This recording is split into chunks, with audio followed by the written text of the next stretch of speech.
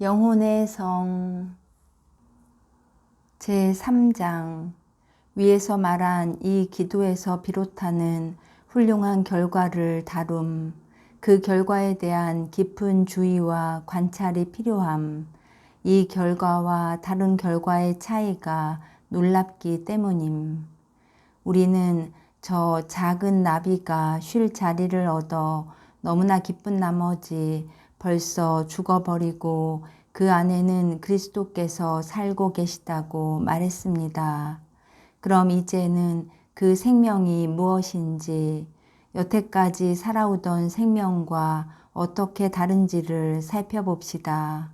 위에서 말하던 것이 사실인지 아닌지를 이 결과에서 알아낼 수 있기 때문입니다. 나의 이해력이 미치는 데까지 말한다면 그 결과란 다음과 같은 것입니다.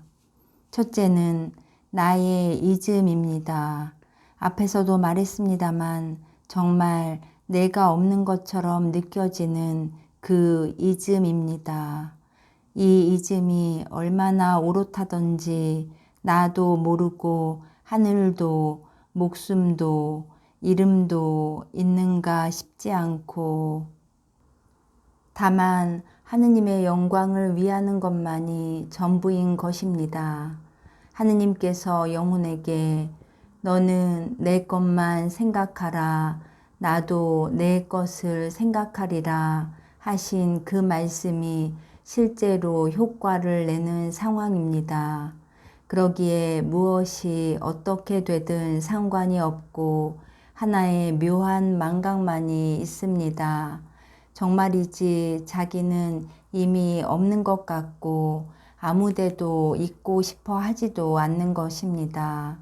다만 털끝만한 영광과 찬미를 하느님께 보태어 드릴 수 있는 자기를 발견하면 그때는 이를 위하여 기꺼이 생명을 내던질 것입니다. 자매들은 이 말을 잘못 알아들어서는 안 됩니다. 즉, 그렇대서 먹고 자는 것까지 이 역시 그에게는 적잖은 괴로움이지만 상관을 않고 본분의 일마저 게을리함이 아니라는 것입니다. 우리가 지금 이야기하고 있는 것은 마음의 일들입니다. 바깥 일들 같으면 별로 말할 게 없습니다. 여기서 그의 고통이란 자기의 힘으로 할 수 있는 것이 아무것도 없음을 보는 것. 할 수 있고 하느님을 섬기는 일이라면 세상에 무슨 일이라도 하려 들 것입니다. 둘째 결과는 괴로움을 많이 당하겠다는 열망입니다. 하지만 이것으로 그전처럼 마음이 흔들리지는 아니합니다. 이런 영혼들에게는 하느님의 뜻이 자기 안에 이루어지기가 간절한 소원인 만큼 하느님이 하시는 일이면 무엇이거나 다 좋게 받아들이기 때문입니다. 차마 받으라는 것이 그분의 뜻이라면 이야말로 좋은 일, 그러지 말라 하셔도 그전처럼 슬퍼할 것도 없는 것입니다. 그뿐만 아니라 이런 영혼들은 박해를 당할 때 몹시도 마음이 기뻐지고 위에서 말한 것보다 훨씬 더한 평화를 간직하게 됩니다. 자기에게 해를 끼치는 사람과 끼치려는 사람들을 원수처럼 생각하기는커녕 도리어 특별한 사랑을 베풀어 줍니다.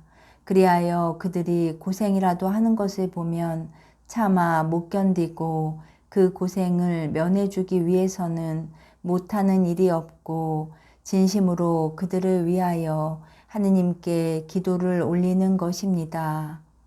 혹시 자기가 하느님께 받는 어떤 은혜를 그들이 받아서 우리 주님을 거스르지 않게 된다면 그 은혜마저 즐겁게 사양할 것입니다.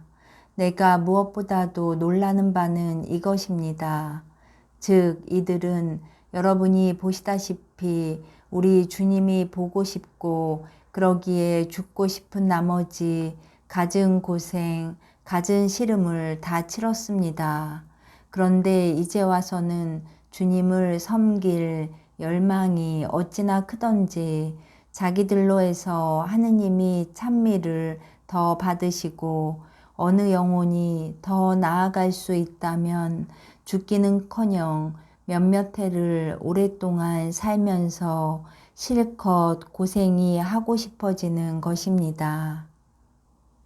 자기들이 하느님께 드리는 찬미가 하찮다 하더라도 그리고 영혼이 육체를 떠나자마자 하느님을 꼭 배우리라는 확신이 있더라도 그런 것은 문제가 아닙니다. 성인들의 영광을 생각한다는 것, 그것도 문제가 아닙니다. 그 당장으로 보아서는 그 영광에 들어갈 마음조차 없는 것입니다. 이들이 영광으로 삼는 바는 적으나마 힘이 미치는 데까지 십자가에 못 박히신 분을 돕는다는 것입니다. 그분이 너무나도 배반을 당하시고 일체를 떠나 오직 그분의 영광을 구하는 사람들이 너무 적은 것을 볼 때 더욱 그러합니다. 물론 때로는 이런 일들을 잊고 하느님을 누리고 싶어서 이 귀양살이를 떠날 마음이 불이일 듯 하는 것도 사실입니다.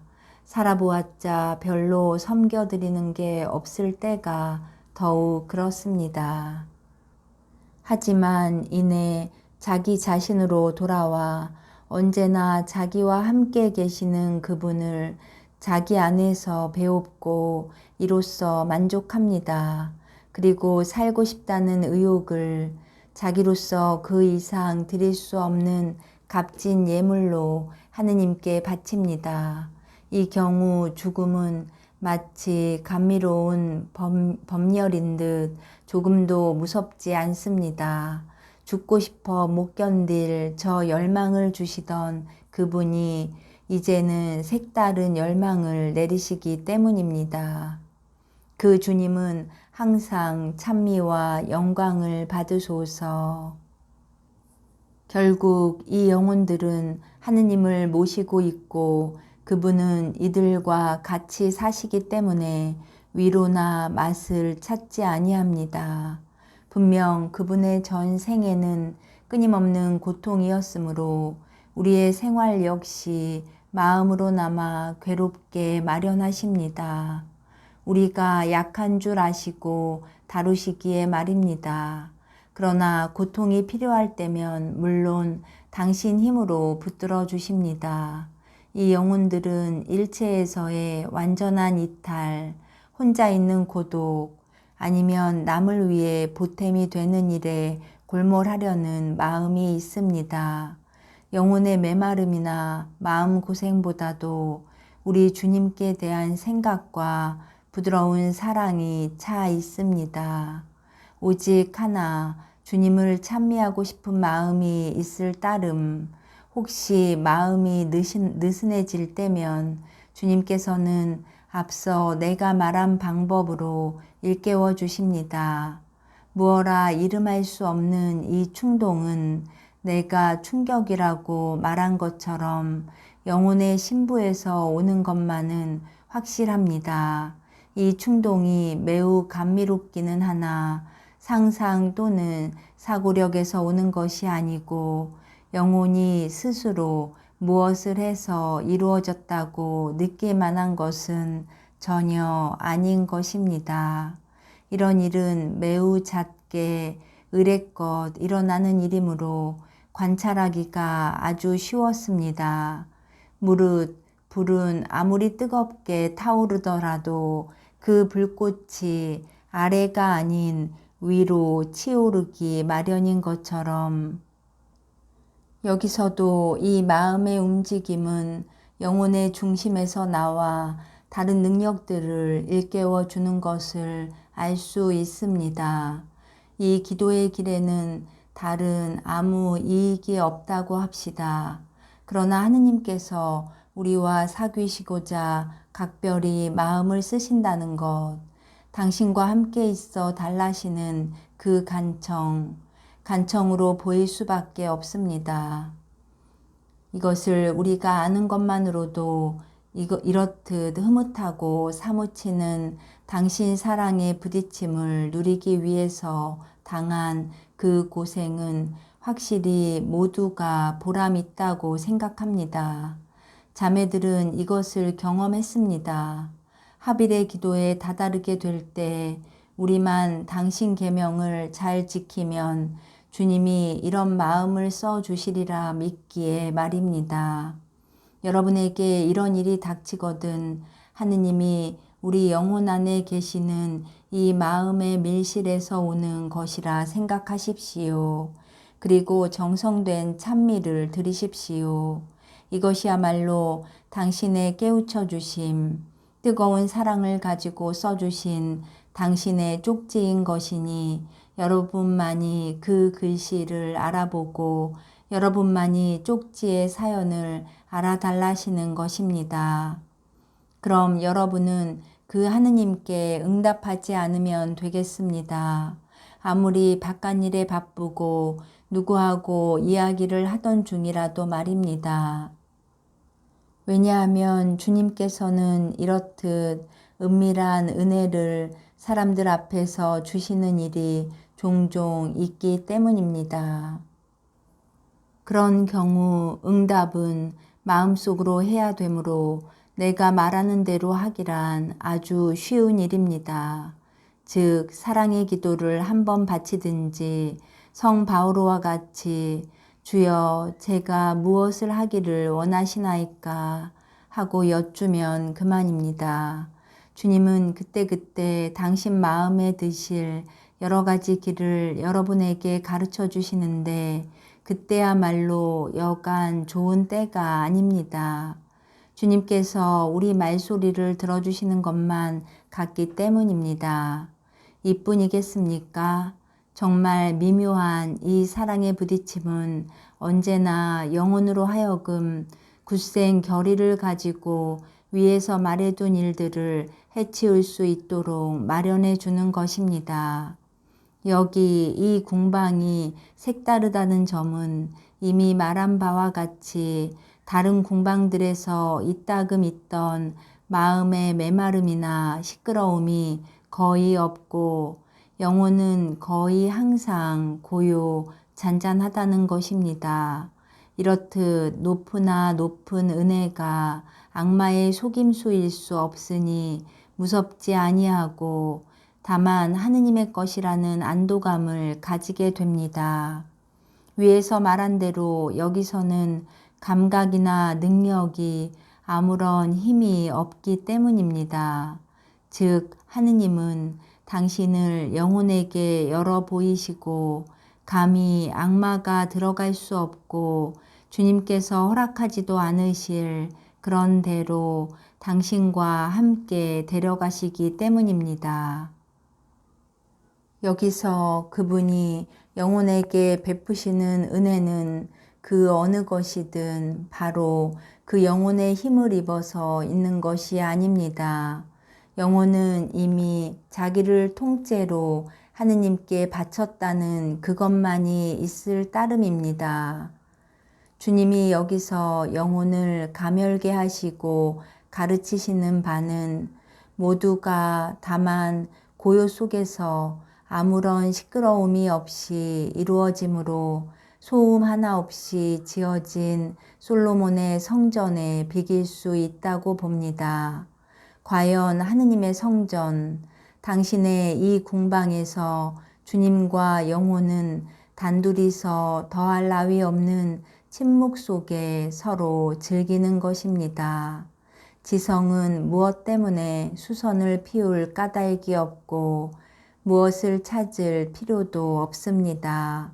지성을 창조하신 주님이 여기서는 잠잠하라 하시고 방금 되어가고 있는 일을 조그마한 틈으로 보고만 있으라시는 것입니다. 물론 이 시각이 흐려져서 아주 못 보는 때도 없지 않습니다만 그것은 일순간에 불과합니다. 내 생각으로는 보는 힘이 여기서 아주 없어지는 게 아니라 어리둥절해서 능력을 발휘하지 못하는가 싶습니다. 나 역시 정신이 얼떨떨해지는 일이 있습니다. 즉, 영혼이 이 궁방에 들게 되면 어떠한 황홀이든 모조리 없어집니다. 다시 말해서 모든 감각이 힘을 잃는다는 것입니다. 혹시 어느 때 황홀이 있다 해도 그전과 같은 그러한 탈원이나 어뢰 나름은 없고 어쩌다가 그런 현상이 일어날 때라도 그전처럼 사람들 앞에 나타나는 일은 거의 없습니다. 이뿐 아니라 그전처럼 신심을 일으킬 만한 것이 아무런 도움을 주지 못하게 되는데, 가령 거룩한 그림을 본다거나 좋은 설교를 듣는다거나 은은한 음악을 듣는다 해서 신심이 일어나게 되지 않습니다. 저 가엾은 나비는 불안에 차 있어 모든 것이 무섭고 그래서 날아다니기만 하였으나 지금은 쉴 자리를 얻어서인지 아니면 이 궁방에서 본 것이 많아서인지 다시는 아무것도 무서워하지 않습니다.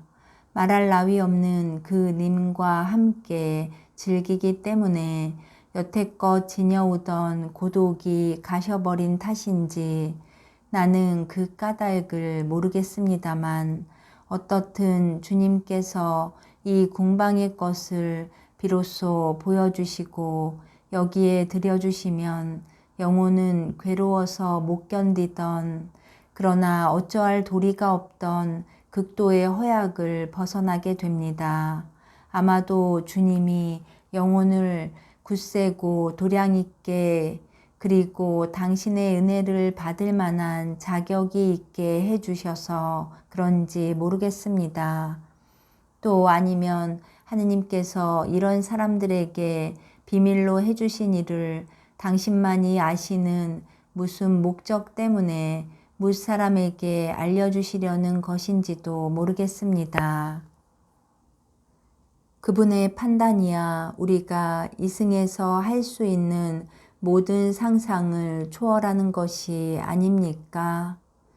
이런 결과는 전에도 말한 바 있는 기도의 여러 가지 단계에서 맺어지는 좋은 열매와 함께 하느님께서 직접 내려주시는 것인데, 그때가 언제냐 하면 영혼이 당신께 나아갔을 때 아가의 신부가 청하던 그 입맞춤을 해주시는 때입니다.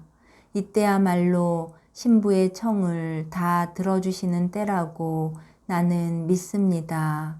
이때야말로 저 상처난 사슴에게 흐벅진 물이 주어지는 때, 영혼은 하느님의 장막에서 기쁨에 넘치는 때입니다. 장마가 그쳤는지 알아보려고 노아가 날려보낸 비둘기가 올리브를 발견하는 때로서 이 올리브야말로 이 세상의 풍랑 속에서도 단단한 땅을 발견했다는 표입니다. 아, 예수님, 영혼의 이 평화를 깨쳐주는 성경의 대목들을 알고 있으면 오죽 좋겠습니까? 하느님은 영혼의 평화가 얼마나 소중한지를 잘 아시오니 그리스도인들이 평화를 얻기에 마음을 쓰도록 하여 주소서. 또한 이미 평화를 얻은 이들에게는 자비를 베푸시어 다시는 잃어버리지 않게 하소서. 그들은 당신의 참다운 평화를 잃어버릴 수 없는 그 나라에 가기까지 언제나 두려움을 가지고 살아야 하옵니다. 내가 참다운 평화라고 말하는 것은 이것이 참되지 못해서가 아니라 우리가 하느님을 떠나는 경우 그 전에 싸움이 되풀이되기 때문입니다. 이렇듯 값진 행복도 잃을 수 있다고 생각할 때 그들의 마음이 어떻겠습니까? 이런 생각은 그들로 하여금 보다 더 조심성 있게 만들고 자신의 약함을 보고 도리어 길을 쓰고 힘을 내게 할 것입니다. 하느님을 더욱 기쁘시게 해드릴 기회를 자기 탓으로 놓칠까 해서 말입니다. 하느님의 은혜를 받으면 받을수록 자기를 못 믿고 두려워하는 생각이 더 큰 법입니다. 받는 은혜가 크고 보면 자기 자신의 가엾은 모습이 돋보이고 자기의 지은 죄가 더욱 커 보이는 것. 그러기에 저 세리와 같이 감히 눈을 쳐들지 못하기 일쑤입니다. 때로는 스스로의 안전을 위하여 어서 죽기나 했으면 하다가도 하느님의 사랑으로 인해 마음을 고쳐먹고는 전에도 말한 바와 같이 당신을 섬기고자 오래 살고 싶어 하며 자기에 관한 모든 것을 당신 자비에 맡기고 맙니다. 그런가 하면 받은 은혜가 너무나 많은 것을 감당할 수 없어서 마치 짐을 너무 많이 실은 배가 바닷속으로 잠기듯이 자기도 그와 같이 되지 않을까 하는 생각이 자주 들기도 합니다. 나는 자매들에게 말해둡니다. 이런 사람들이라 해서 십자가가 없으란 법은 없습니다. 십자가가 있기는 해도 불안하거나 평화를 잃거나 하지 않고 물결이 일다가 잔잔해지는 것처럼 씻은 듯이 가셔버립니다. 모시고 있는 주님의 현존이 그런 모든 것을 어느새 잊게 하시는 것이니 이 주님은 온갖 조물의 찬미를 항상 받으소서. 아멘.